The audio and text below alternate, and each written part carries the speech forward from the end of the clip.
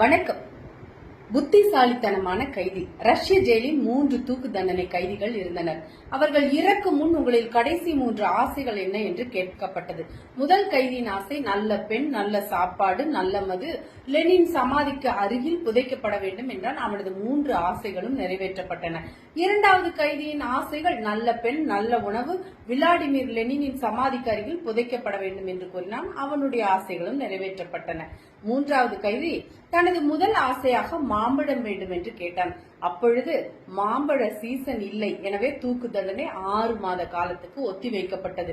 6 மாத காலத்துக்கு பின் மாம்பழம் வாங்கி கொடுத்து இரண்டாவது ஆசை என்ன என்று கேட்டனர். செர்ரி பழம் வேண்டும் என்று பதில் வந்தது.